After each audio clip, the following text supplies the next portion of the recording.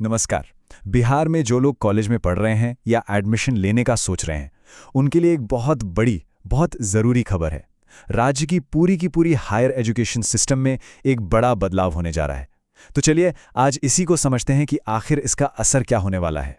अब सवाल ये उठता है कि ये बदलाव आखिर है क्या? मतलब क्या सिर्फ सिलेबस बदल जाएगा या फिर मामला कुछ और भी है? और सबसे ज़रूरी बात, इसका स्टूडेंट्स और टीचर्स पर असल में क्या असर पड़ेगा? चलिए इन्हीं सारे सवालों के जवाब ढूंढते हैं।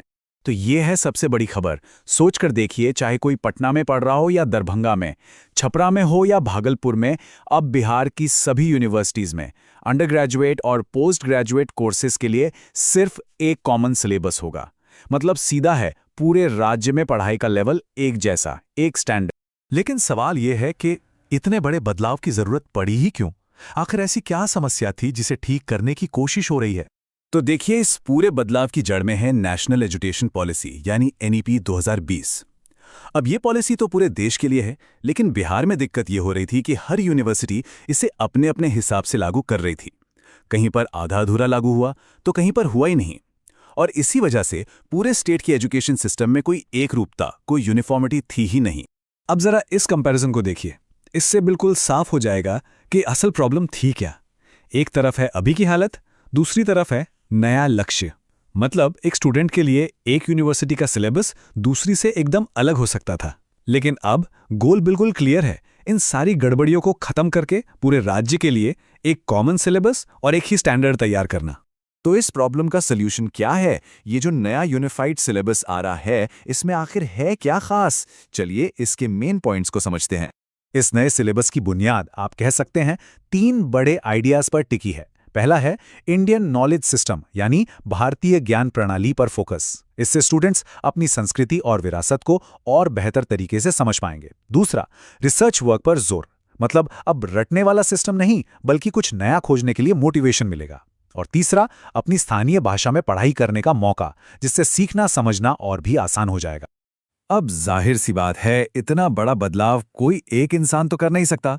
इसके लिए एक एक्सपर्ट कमेटी बनाई गई है। और इस कमेटी में कौन है? इसमें राज्य की जानी मानी यूनिवर्सिटीज के 5 वाइस चांसलर हैं, जैसे जयप्रकाश यूनिवर्सिटी छपरा और ललित नारायण मिथिला यूनिवर्सिटी दरभंगा के वीसी। इससे ये पक्का होता है कि ये जो भी फैसला लिया जा रहा है वो अनुभवी लोगों की देखरेख में ही हो रहा है। तो अब आते हैं सबसे जरूरी सवाल पर। इस पूरे तामझाम का, इस बदलाव का स्टूडेंट्स को सीधा सीधा क्या फायदा मिलेगा? उनके लिए आखिर क्या बदलने जा रहा है? सबसे पहली चीज, इंडियन नॉलेज सिस्टम पर फोकस। इसका मतलब यह है कि अब पढ़ाई सिर्फ वेस्टर्न थ्योरीज तक ही सीमित नहीं रहेगी, बल्कि भारत की अपनी जो हजारों साल पुरानी ज्ञान की विरासत है, जैसे हमारा प्राचीन गणित, हमारा दर्शन, हमारा साहित्य, उससे जुड़ने का भी मौका मिलेगा। दूसरा बड़ा फायदा है रिसर्च पर जोर। मतलब अब पढ़ाई सिर्फ क्लासरूम और एग्जाम तक सिमटकर नहीं रहेगी। स्टूडेंट्स को मोटिवेट किया जाएगा कि वो अपने सब्जेक्ट्स में गहरी रिसर्च करें। और सुनिए, कुछ पोस्ट ग्रेजुएट सब्जेक्ट्स में तो पूरे 2 साल तक रिसर्च करने का मौका मिल सकता है। ये अपने आप में एक बहुत बड़ी बात है। और तीसरा फायदा, वो है अपनी भाषा में सीखने की आज़ादी। अब स्टूडेंट्स को मुश्किल से मुश्किल सब्जेक्ट्स भी अपनी लोकल भाषा में पढ़ने का ऑप्शन मिलेगा। जाहिर है, इससे पढ़ाई और भी आसान और सबकी पहुंच में होगी। तो कुल मिलाकर देखें तो ये सिर्फ एक सिलेबस का बदलाव नहीं है, ये असल में बिहार की हायर एजुकेशन के लिए एक नए दौर की, एक नए युग की शुरुआत करने का विजन है। अच्छा, तो ये सब लागू कब से होगा? देखिए, ये बदलाव एक झटके में नहीं, बल्कि स्टेप बाय स्टेप लागू होगा। पोस्ट ग्रेजुएट यानी पीजी कोर्सेज के लिए ये 2026-28 वाले सेशन से शुरू हो जाएगा। और जो 4 साल वाले अंडर ग्रेजुएट यानी यूजी कोर्सेज हैं, उनके लिए 2026-30 के सेशन से। मतलब आने वाले कुछ सालों में ये नया सिस्टम पूरी तरह से काम करने लगेगा। और इस पूरी कोशिश का मकसद क्या है, वो इस कमेटी के एक सदस्य और एलएनएमयू के vice chancellor professor Sanjay Kumar Chaudhary के बयान से बिल्कुल साफ हो जाता है।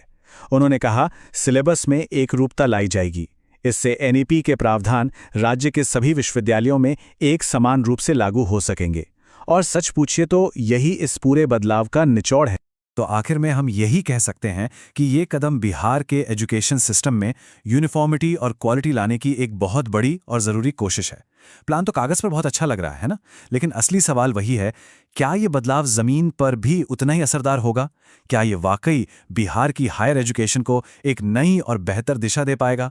खैर, इसका जवाब तो आने वाला वक्त ही बताएगा।